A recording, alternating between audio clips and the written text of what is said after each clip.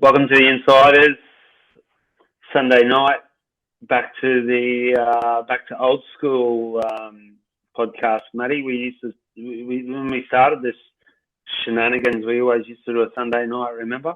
Sunday nighters.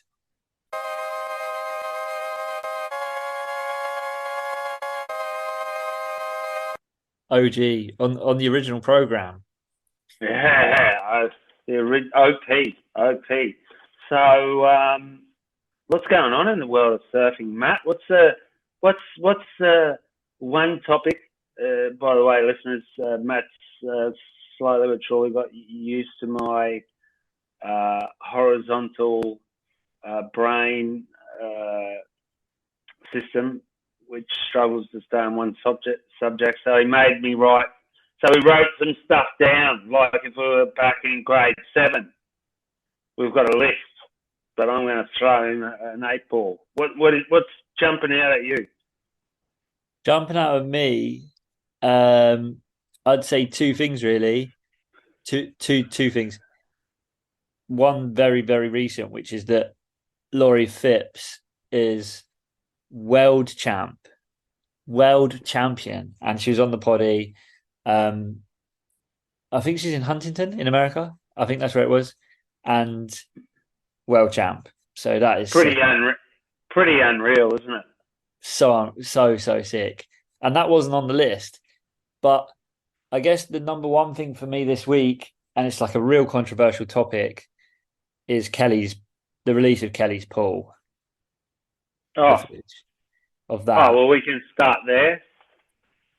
I saw a couple of videos coming out of that 2 days beforehand. An old mate said to me, "Don't post them," like as if I was gonna. But it's funny when you talk to like someone that was there who actually is an insider, you would say, in this situation, and you say, "Oh, there was a few comments about that." What comments? What does anyone care? Unreal. Because if you're inside the bubble, you would have no idea what people outside the bubble actually think, would you? Exactly. But also, my biggest thing, well, maybe not the biggest thing, because there's obviously a massive elephant in the room in terms of like the state of the world and maybe bringing something out at that time in that area of the world and stuff. But for me, I reckon if you took the background off the wave, so like you couldn't see the skyscrapers in the background and stuff, and played it, it looks exactly the same as what's already in Lemoore. It's not like they've not like advanced the technology. It doesn't seem like they've advanced the technology at all. All the clips I've seen of basically people doing like 2 or 3 kind of turns and then just sitting in the barrel for as long as they possibly can, which like obviously is incredible, but we've seen that for how many years now? Like for me, I was so underwhelmed by the release of it. I was just like, "Whoa, it's kind of just boring." Were you expecting it to be different? Yeah. I thought it might be like different size or like, yeah, I expected this to be something kind of at least visually different with it, but it is like. You're talking about the wave. I didn't think. I don't know. Maybe I'm cynical, or maybe I didn't think too hard about it. I just figured that Kelly Slater Wavepool, that ranch Wavepool, is just a train going through the water, pushing water. Really, what can they do apart from change the bottom? And I can't see how you can change the bottom continuously, meaning like you got a set bottom. I mean, yeah, I know exactly. Yeah, you know where I stand on these things, don't you, Matt? Yeah. Well, it was interesting, like when Liam O'Brien spoke to us the other week, and he said that where the train's pushing it, it's like different to like kind of any other kind of wave, and it's not really like it doesn't feel right kind of thing. But yeah, I thought it was a bit weird. Like I thought the whole thing was a bit weird. I'm super over it. Like the clips of it just aren't exciting. I got a feeling, and I've noticed that the the proletariat is of the world is just expecting a little bit more out of the Earthlings stars that is just perhaps not attainable. I just got a feeling from what we've seen over the last 30 years on where capitalism and wealthy people's attitudes and desires, they're not just going to stop them. Do you understand what I'm getting at? I'm just like, Yeah. it's a more, we want more, and we'll do it anywhere at any cost. And if you don't really agree with us, you're on the wrong side of our tracks, sort of thing. Yeah. The thing for me is this is a little bit of a weird analogy, but when someone, like when someone chooses like the biggest brand name for something, even though it's not the best thing. Like Kelly's Wavepool is massively like behind the times now. Obviously, it was the first one, so it was amazing, but it is behind the times. And in the last 6 months, I've seen clips from wave pools in Brazil where they're part of like housing developments and stuff, and you see Italo and Gabby do like way better surfing on kind of more entertaining style and more progressive style waves on those wave pools than on like a Kelly Slater one. But it just seemed to me like maybe the person making the decision to put a wave pool there wasn't making the decision on the best surfing, and it was like what's going to make the most noise, which is it being a Slater pool, if that makes sense. Yes. Yeah, well, I just think that he's probably got a little bit more pull when it comes into connecting with those sort of people. Like, he's got so we've got some investors that have got guys like that on their speed dial are way lot quicker than anyone else. Yeah, sure. Yeah, absolutely. I mean, Kelly's obviously got the contacts, and I don't think it'll be the last one out there. I think there'll be them popping up out there like more and more. And obviously that's when the different techs will come in, and you'll see more and more techs becoming part of it. And wave pools, obviously, they like when we spoke to Kale, wave pools aren't going anywhere. They're going to continue to grow.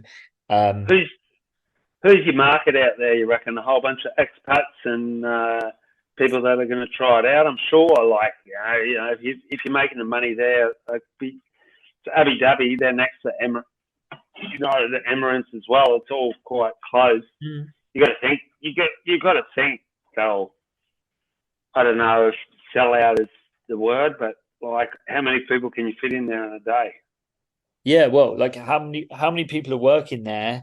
Like how many companies are setting up head offices there where people have to relocate to Dubai and to Abu Dhabi to work from there? And they are like, I know quite a lot of people from the UK who go and work in Dubai, and I know. Yeah, I met a few people at the coffee shop this year, and they surfed. Yeah, and Israel, like talking about Israel, obviously, is like at the moment what's going on is like madness, but there's a big community of surfers in Israel. Like, I don't think they'll be going to Abu Dhabi, mate. No, but there might be. Abu Dhabi might already have its own surf hub. I don't know, but yes, I now understand where you're coming from. But I think it'll be more. I think it'll be more just Westerners that are there. And like I was saying, imagine how many people you reckon they can do a day? What? If it's 100? If it's set up, is 100 too many people? You think? I don't think it's going to be set up like that, because I think if it's the same as Kelly's, like that has like 10 people for the day. There you go. It's So that's only 50 a 100K. week. There's Yeah. only that's 2,500 people a year. They'll nail that easy. You could have 100 people that would say, "Well, I'm going to come 10 times a year, and it's going to cost me probably cheaper than, I don't know. Who knows? I'm not even going to procrastinate on it. I think they'll be full. I don't know if it'll make money for them, but I'm sure they'll have it like an airport. I'm sure they'll have a nice little duty-free set up where you got to walk through before you get to when you leave. Yeah. Oh, quickly. Oh, I'll take that Rolex. His Wavepool in Lemoore was 50K a day, and was getting booked out, was getting too busy, so they put it up to like $80,000 a day, and like that's for 10 people. And I think they're still pretty busy with bookings and stuff. So I'm not sure they're in it to make. I don't think the Wavepool's there to make money. I think it was an interesting choice, them having Ramsey there, which made sense. Him being an Arab, nearly on the tour, wild card for the tour. I thought that was interesting because I saw a picture and I was wondering who it was. It was all these world champions, and it was Ramsey at the back. Yeah. So he got a bit of a run. Caroline Marks, they've taken over there. World champ, obviously. Jeremy Flores was there, wasn't he? Yes. Good friend of Kelly. Yeah. Belly there, Strider there. Before we flog that dead horse, can I have a crack at what I think stood out the most over the last week in surfing for me? I was about to ask you the exact question. Well, there you go. Bethany Hamilton parted ways with Ripcord. Now, what I think is interesting is, well, it was because the Stab did it, but I'm pretty sure Beach Grit could have done the same thing. As soon as the reason that they offered came up, that it was because of her views on transgender, it just exploded the comments. You get like a really good edit that people put up from, if it's not Kelly or I don't know, someone, maybe 5 people will comment on Starb anyway. You put a really good article up there, you might get 15. I saw hers within the day had 90 comments. It drives people mad. Yeah, transgender debate, doesn't it? Yeah, for sure. I mean, it's a strange one. Furious. It's a strange one because I don't know if you listened to the Stab thing or read it or not, but like the bit that stood out the most to me was how on the International Women's Day they stopped Betty Lou Sakura Johnson having Bethany Hamilton's name on the back of her jersey. Like, I think that's crazy. It's almost like it almost related to me of like, I don't even think this is a big claim, but it kind of related that if someone wanted Nelson Mandela, if they were celebrating like historic heroes or something, and someone wanted Nelson Mandela and someone stopped it, like that, it felt like that to me. Is I don't know enough about Bethany's beliefs to comment on what she said or not, and I don't even think that, like, I think everyone can have their own opinions, and it, like, you can feel like things are right and wrong and stuff, but like that's exactly it. The WSL are almost as bad as Bethany because they're forcing their opinion on other people, whether it's right or wrong as well. Like, and it's a real weird one that now apparently that's the. Has she got sacked from Ripcord, or have they agreed to split? You're speaking to the wrong insider if you want that information too. Well, because I think that's the information that changes the game. Because if she got sacked, then it's completely inappropriate that Ripcord sack her for that. And I think that they would basically get cancelled across the world. But if they've agreed to split ways because they have different policies, and maybe Ripco are planning on sponsoring a trans person or whatever, then I guess that's up to Bethany and up to them, and almost like fair enough. If someone asked me to promote something that I didn't believe in, right or wrong, or even no right or wrong, just my beliefs, I wouldn't do it. Well, let's throw it out there that the biggest athlete signing that's done, at least on the female side of the agenda, is Tyler Wright, who they signed on for 5 years, who's a high-profile advocate of LGBT. And there was a video that I didn't look at that they said had the Australian, West Australian guy who transgendered into a woman, Sasha, they used in the video. So I'm assuming that they're pushing inclusive LGBT sort of, I wouldn't say policies, but it's just the direction they're going. And obviously, she's come out like she completely doesn't agree with them being in competition. I don't know if she actually came out and said, I don't agree with them being, what I mean? There's a big call between saying you don't agree with them existing and you don't agree with them existing in competition. But I can see how it would ruffle feathers on both sides, and you just have to walk away from it. It's pretty weird though. She was there for 20 years. She's a surfing hero. I don't personally agree with the statement she made at the time. Like, she one thing kind of sounded a bit ridiculous, where whether it was her that said it or not, but it got quoted as her saying it, that people from poor countries would get a sex change so that they could then get pushed and win in this sport. Would you think that that's something that a human would have a crack at? No. To get out of no.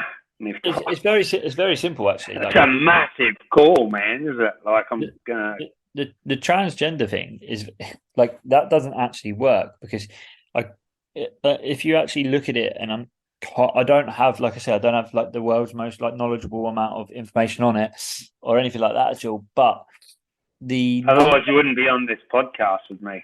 Exactly.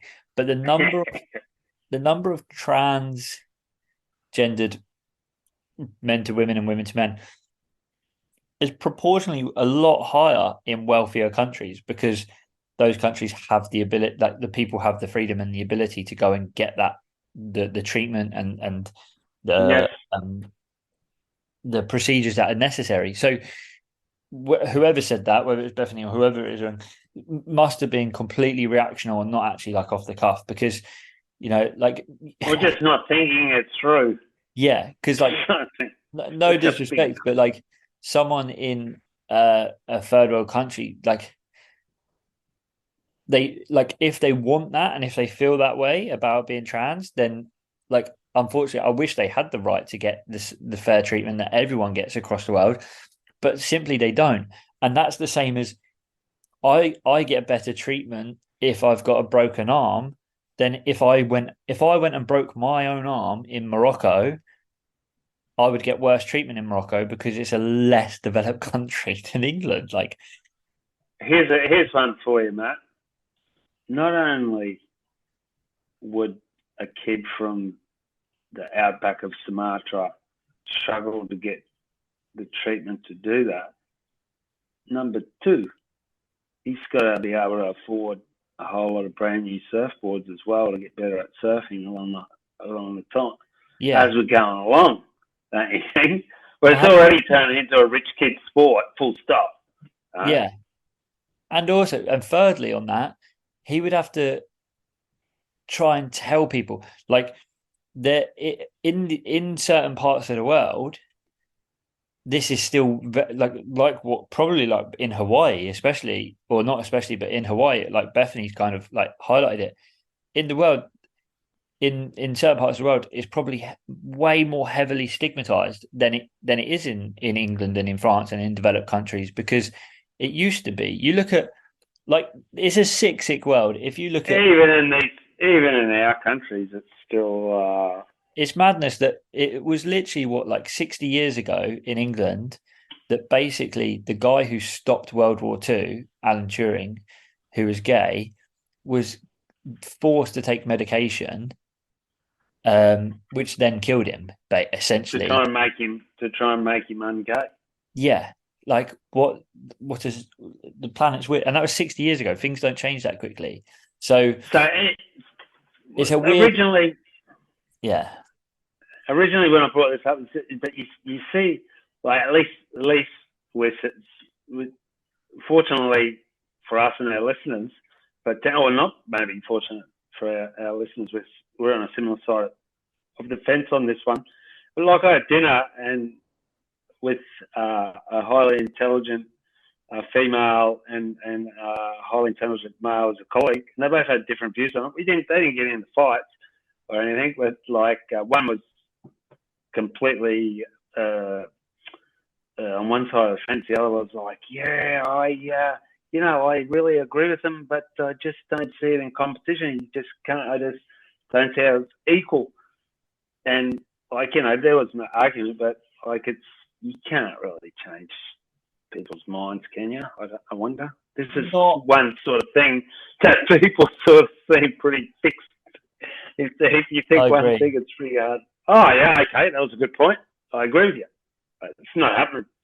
No. So maybe. I think that's pretty obvious. Like that. That's why she had to leave. Let's assume, and we could be all wrong. It could be. Would you walk away from $3 million if you didn't have to? You didn't have to, like, unless you're getting a better offer somewhere else. And it kind of begs the question, saying that we were saying with Italo a couple of weeks ago, is like, where's he now going to go and who they're going to sign? Same with Bethany, I really don't think Bethany's hard up for coin at all. I think she's not. Less hard. I think she's less hard up for coin than Italo even. Probably. But it's a bit like, Alana Blanchard got dropped by Rip Curl, and at the time you probably would have thought there would have been surf companies screaming to sign her, and she's not been signed by anyone since. Yeah, but I'll throw out a controversial statement. At one stage, if you're basing your brand around sex appeal or something like that, like an actress or a model, you've gone into that area where it's really based on superficiality. Full stop. That's what it is. Yeah. At one stage, you're going to be replaced. It's funny. It's now the same company. It's the exact same company that's now saying we're inclusive of everybody and dropping Bethany because she doesn't want everyone to be inclusive. That they're the company that dropped someone who was clearly a high earner for them as well. Like, and they dropped Alana purely because she was a mum, which is but you reckon, or just because she just didn't resonate anymore with the young G-string market? No, because she still did. She wanted. If she didn't have a kid, she would have still been leading the G-string market. You think she would have been leading the G-string market? You don't think that people you don't think people got jaded with her G-string? No, not at all. I think her G-string was like leading the way, and she got. I think that people found. I'm 100% convinced that people are looking for a new G-string at one stage. Well, we agree on the Bethany thing. We disagree on Alana's G-string. But I'll see if I can get you Alana's number. Let's get some comments and see if anyone else agrees or whether they were still following Alana's G-string or not. But let's continue this theme of privileges, and this I didn't even tell you about this subject, so I'm really sorry that we didn't put it on the notes, sir. But I read this one and I thought it was interesting. It kind of nearly made me want to gag.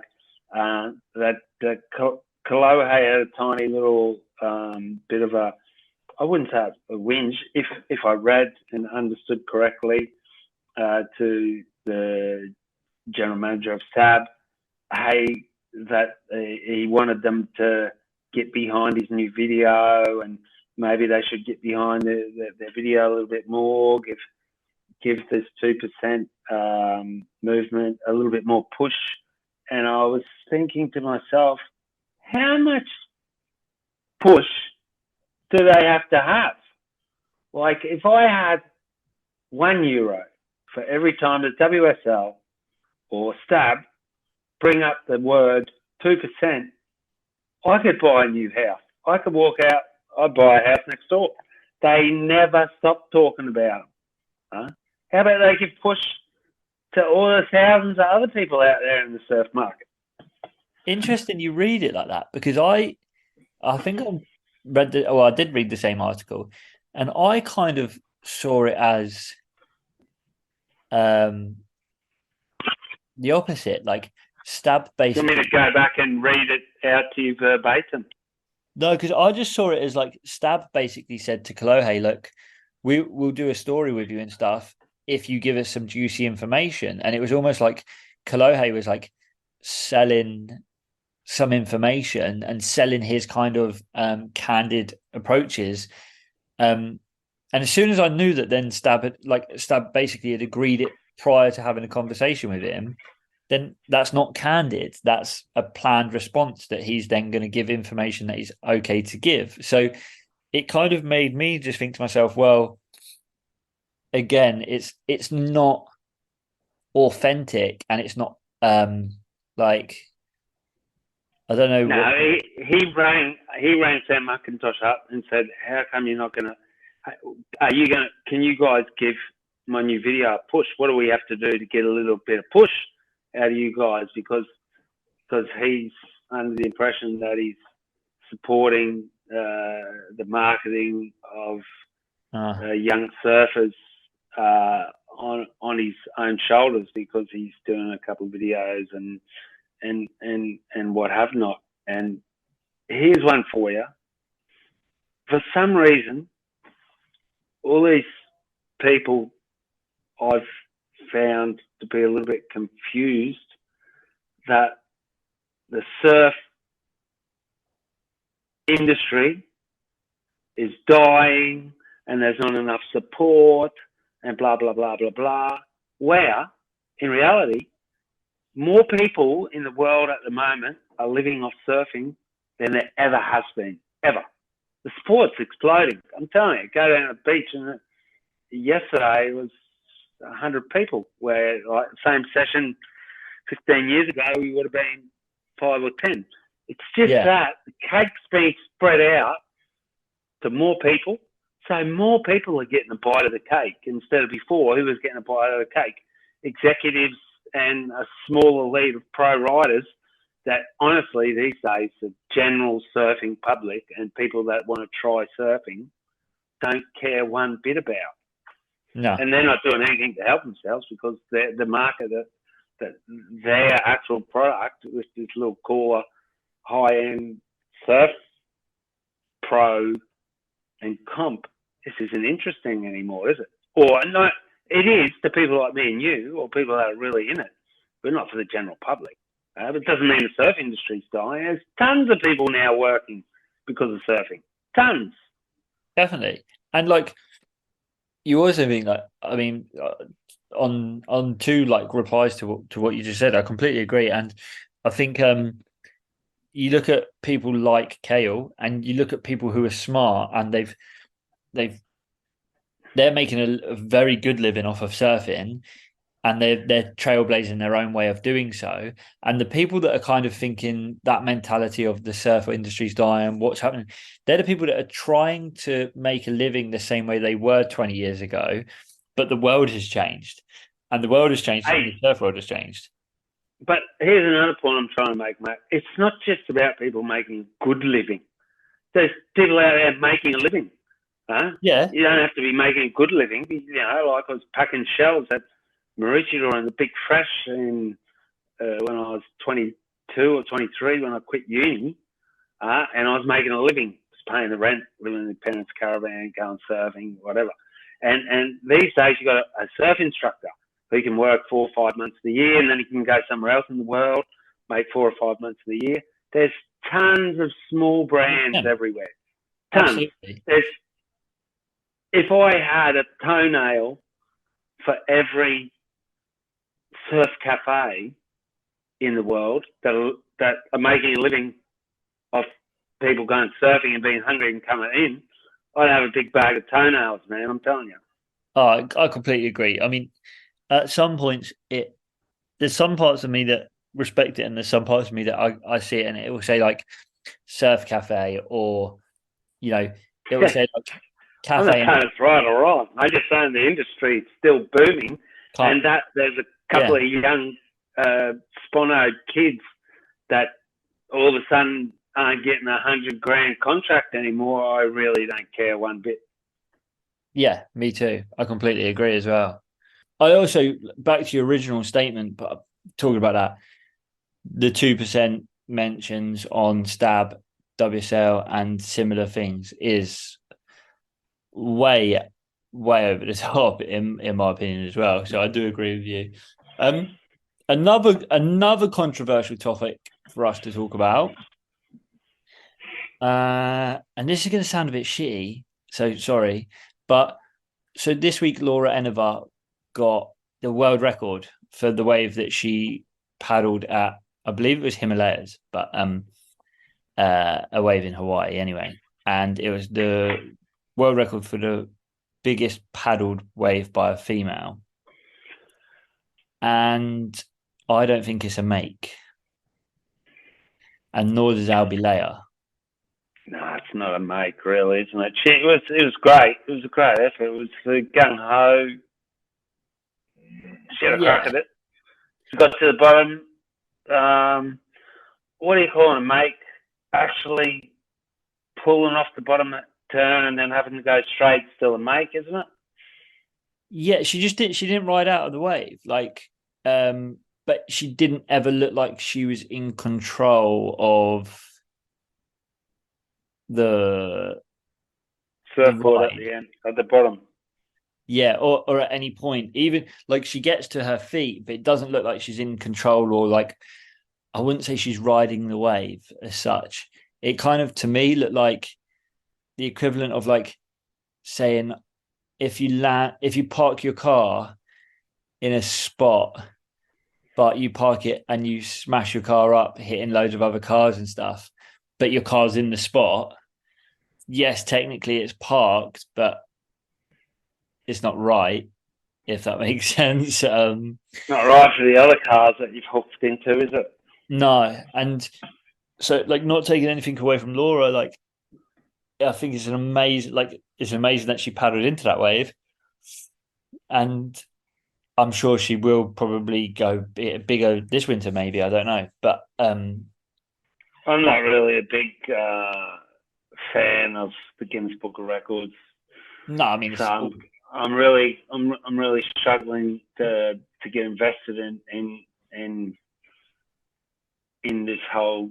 I highly respect you for bringing this subject up, because I've seen it on various media outlets, and I was able to just let my mind brush past it, because what's the Guinness Book of Record? True. Like, it is just like some nerdy guy like putting it in a book. But the thing that impressed me one of the most when I was a kid, actually, was a Guinness Book of Record thing. It was just the world's tallest guy, and he had glasses, big, and I think he was English. Do you remember that too? Yeah. He's in. If you go, massive. What are those? Massive guy. What are big tall called?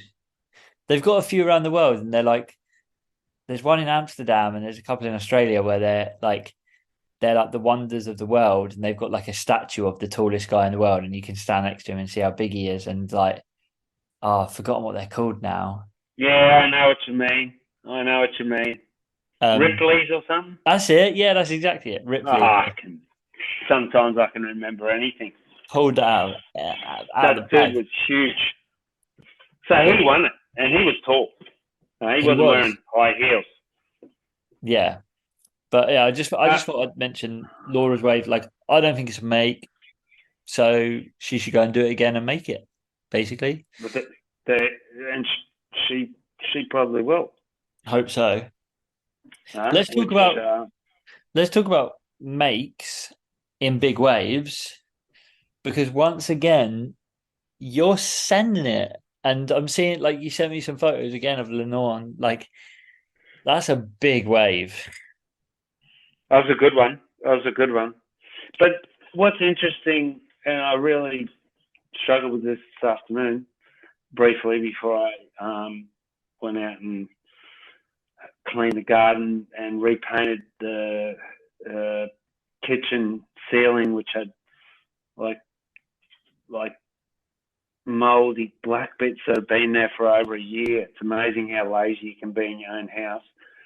Is like we get a lot of digital footprint these days off a good session because it's really accessible here in Hossegor. I know there's other places in the world which are the same. And it was just one day. Honestly, we had 3 weeks of storms, and I mean like heavy storms. I guess you guys got some of it. Yeah. Like it was just horizontal pelting rain. I didn't even surf. Like I was lucky. I went to Morocco for 5 days, as you know, but I hadn't done that for a while either. And I came back, and I didn't even have one day where I really even went and looked because I knew it was going to stop. And I had a lot of cleaning to do at one of the surf houses. And boom, we had this fucking hell day from no, I didn't have a chance. I guess you could have if you don't have children or a house or a job. Just spend your whole time training and swimming and doing push-ups and sit-ups and stretching and whatever. But it was just straight out of the gates. And I was lucky because I had to get to Marlowe's basketball game, which started at 11, and the coach said that they were supposed to meet there at 10:15, so it was cutting fine. And we got there at 10:30. We pulled it off. Pulled it off 15 minutes late. And he woke up, he had his breakfast there, and like other parents know, they see his breakfast in front of the telly. I said, look, I'm not going to be here when you wake up. My wife's in Vietnam. Yeah. My older son's moved out. He's in Paris. And Marlo's cool with it, though. He likes that, actually. So I was lucky. A couple of times I thought, I was like, I wasn't really thinking about don't get injured. I was more thinking about often if I get a good one and then you can't get another one in. Yeah. Stay too long. I thought I was going to have to paddle in, but I got a really good wave in. And as I was running up the beach, I was like cursing. I love watching him play basketball. Don't get me wrong. But like, I was like, fuck. Like, it was the first day we had in 3 weeks. It was a AAA+ day. It's just like that across the world. Like, we all know what it's like. It's one of surfers' biggest fears is that it's pumping when you've got something to do. For sure. Yeah. I know it's my biggest fear. I saw the photos and it's like, it was macking. It was a big day. I saw some photos. And I think Rip It Up's Instagram put a video up, and some of the waves came through, like, and people were getting in some bad positions with, like, on their paddle outs and stuff. And I was just like, I saw the video before you sent me that photo, and I was like, oh no, Darren scored. Like, I know, like, sooner or later I'm going to get a photo come through, and it's just going to be you on a massive one. But yeah, I had a funny one. So similar to you, like you said, we had the storms come through. So as explained on the podcast a couple of episodes ago, I was in hospital for a month, pretty much for a month, just surfed a Need Essentials 2 mil short suit or boardies with the Need Essentials neoprene top. Left hospital, travelled. So travelled for 3 weeks, didn't surf for 3 weeks, came back here, got to Nuki, was like, oh yeah, I'm in Nuki, it's gonna be sick, it's gonna be waves, and had like a full week of storms. So didn't surf. So literally hadn't surfed for a month. And then yesterday morning, early doors, I was like super, super keen. It was still onshore in the morning, but it wasn't that strong. So I was like, I'm out there. And I put my 4-3 on, and oh Lord, I've never felt neoprene feel that heavy and that restrictive. Because I like almost like got you'd skipped the transitional phase. Yeah. And then in the afternoon, I went out in my 3-2 Need Essentials, the zipless Ulux one, and was still like as warm as like, and it's what, November the What's that 11th. Is that a 4-3? No, in the afternoon, I went out in a 3-2. In the morning, I went out in a Ulux. 3. It's the Ulux one, which is is that the tree Yes, stuff? yeah. Tree blood. Something like that. Yeah. And that's warm. Yep. Yeah. I was in a I'm gonna try and get one of them. Maybe free a meal 4-3. with boots. That's it, in the afternoon, or yeah, like 2 o'clock in the afternoon. And it went offshore. It was like head high, maybe a bit bigger on the sets. And I took my 6/8 album ASIM, the Townsend, because my other freeboards, the freeboards that like I would have chose to ride, are all stuck in France at the moment. And that thing flies. It had the sickest session. So is that bigger and thicker than your 6-7? Yeah. So the one in France is a 6.5, and this is a 6.8, 6.8, and it's thicker and bigger, and it's only ASIM on the tail, and it's a 20, not a quad one side, 20 the other. Yeah, just had like the sickest session back. I was like, yes, I'm on. This is really good. And then actually had the bummer, like, because I thought the swell might have held through to this morning, so I got up early, walked the dog, and like I could walk the dog on the beach now, and it was shin high this morning, and I was pretty devastated, to be fair, but Shin high to a grasshopper. basically, yeah. So, but see these days, they're amazing, and I think there's a documentary on it, which just shows how bad surfers are as well. Isn't there a documentary on wetsuits? Yeah. I've watched it about Cancer Alley. It's to be completely honest, it's like I watched it and was like, but there's so much information they've left out. Yeah. And it made out that like Cancer Alley is only for wetsuit companies and only wetsuit factories, when you look it up and there's like way worse factories there and stuff. And like they make a documentary about that, but then they don't make a documentary about potentially like, about surfboard glassing, or like some of the conditions. I would love to know what the conditions are like in like the Cobra factory, or like or factories out in the Far East making boards, like with chemicals flying around and stuff like that as well. But yeah, there is a documentary about it, and don't get me wrong, neoprene's not great. It's terrible. But now you can surf when it's really cold and not be cold. Yeah. Let's just hope people keep your wetsuit as long as you can as a backup. Exactly. Don't throw it in the bin. What was I going to say back quickly, which is funny? I was talking about there's this English guy that's living down here, Nick. Loves a flat white rides. He's got this Hell electric BMX bike. What do you call that when they're a bit bigger than a BMX? Mountain bike. Mountain bike, yeah. Mountain bike. But it's not a fat bike, electric one, like fast as.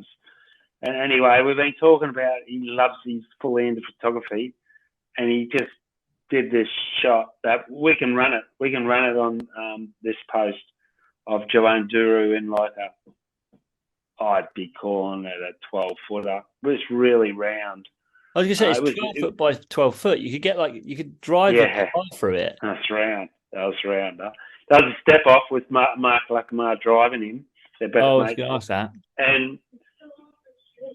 And he'd been telling me that he was going to come and shoot me for like 6 months, and then we hooked up, I think, a few weeks ago for a couple of shots and stuff, and he was sending me messages for the last 3 days. Can't does look, it's going to be on, and it's going to be on, and I had a full agenda. I'm telling you, I had to drop my kid off to basketball and then go to work until 7 o'clock last night. A brand new job. Shout out, thank you, Bell. Selling surfboards again, Matt, back in the trade. Back in the trenches. And anyway, I was only out there 90 minutes. I got a couple of stinkers, honestly. I did, I wouldn't usually say it, but I had a better 90 minutes than I did in the other 5 hours. I had a few, which made me wonder, are we not better in the water if we're under pressure sometimes, as opposed to just sitting around Maybe. floating like a dead turd or something? Anyway, I get back and I say to Nick, I got a couple of stinkers on WhatsApp later, and he goes, I got there about 9:30 because I looked at the webcam, it didn't look good, so I went back to sleep. So he completely missed me, but then I ended up getting from this other guy I know. I bought some pictures of him tonight. €60 for 60 shots.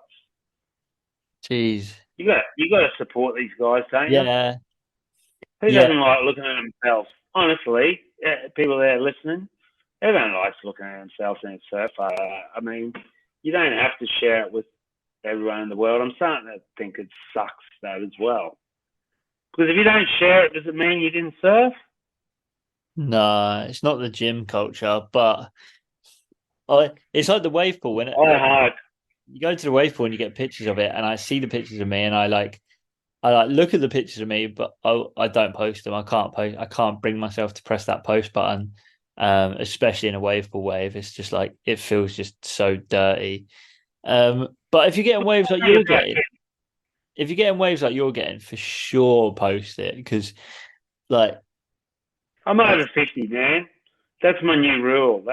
After you're over 50, I've only got so much time left. Let's hope a fair bit more time, but plenty. If I was 20, I wouldn't be doing it. I'd hope I wouldn't have time. Is your wife younger than you? Yeah, by 1 year.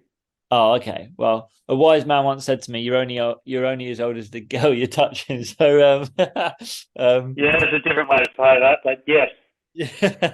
you're I'm 51.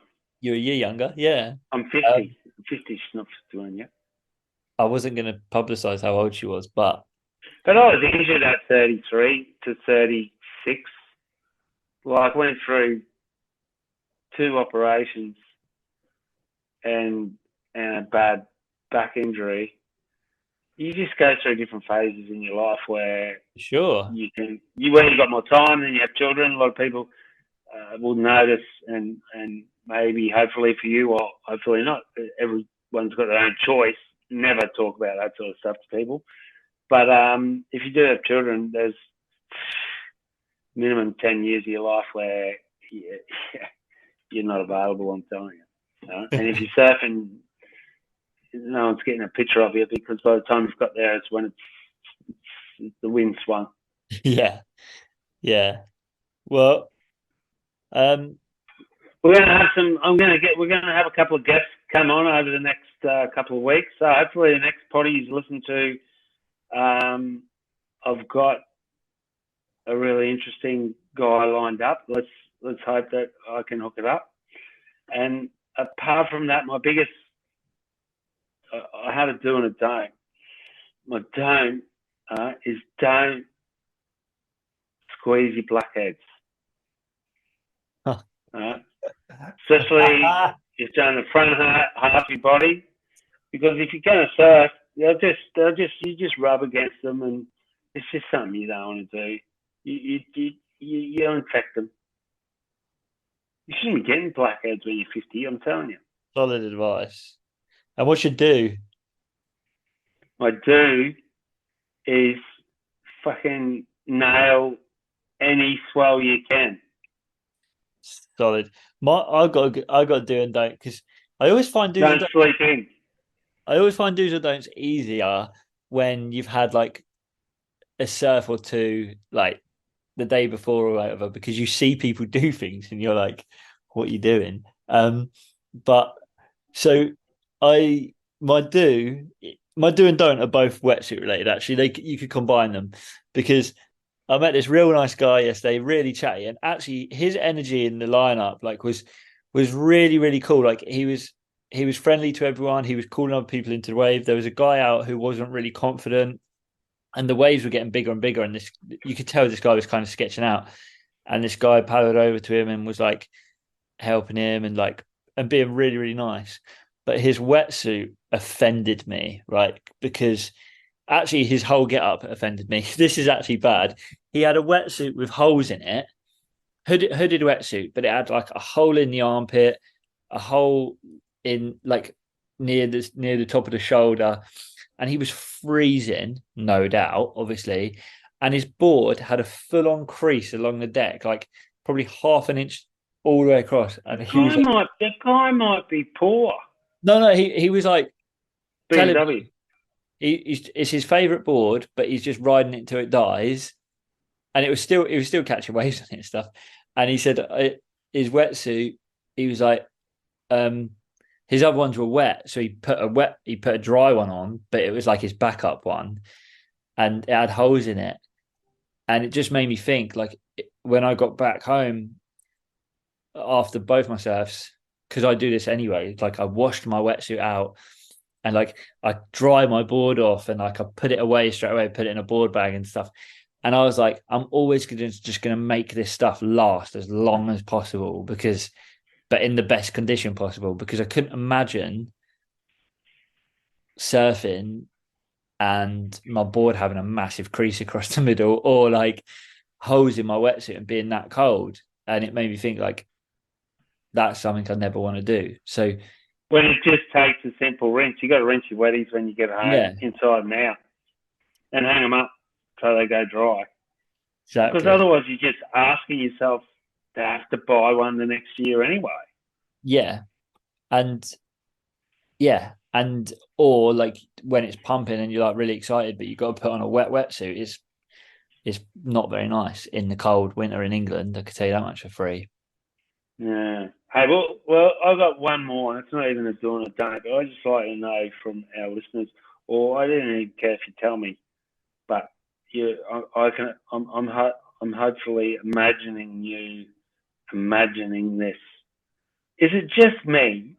But like the other day at the surf camp house, I had to quickly paint the ceiling because it's a double shower room, so you got a lot of showers going in there. It's a very humid place here, so I get a little bit of the black stains on the roof like I had in my kitchen as well.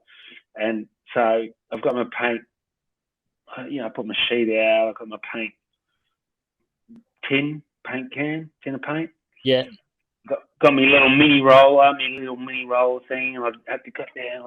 I've got like a one of those sponge sanding blocks with a handle on it. Bought one because I always lose my one I already had, so I went and bought one, and I was there, and I've sanded and everything. And I go into each like shower room, and I go in the room. I come out, and luckily I'd finished the sanding, but I'd come out, stand off my little stool, and where my foot, I've got big feet, where my feet hits the ground, I kind of do a little soccer kick hit on the sanding block thing, which rebounds off the ground into the paint tin. Sandpaper down. Like, and I was just like, fuck. I was like, why? Like, 100%. why and how does that? I couldn't do that if I wanted to. Nah, if like someone said, I'll give you $100. Yeah. drop kick your sanding block into the paint tin. Obviously, I left the paint tin open as well, and I was just trying to go through the process of how to not be a moron to avoid these sort of stupid things. I think happen to a lot of different people in a lot of different ways. One of my mates Ryan Abdul, bless his heart, rest in peace. He used to call them annoyances, and zipping up a spray jacket or a jacket when the little inside fold gets stuck in the zip. Yeah, it's a killer, that one, isn't it? It's not just me, is it? 100%. Or think about your worst annoyance, listeners. Yeah, and just try and work out how we can fix and knock these annoyances on the head. Help each other out. Well, it's a pleasure, Daz. And have a good week. You too. We'll speak again soon, and big things to come. Yeah, there's good surf this week. I'll be surfing with a Band-Aid on my chest, so let's do it. Let's go. Au revoir. Yeah. Au revoir.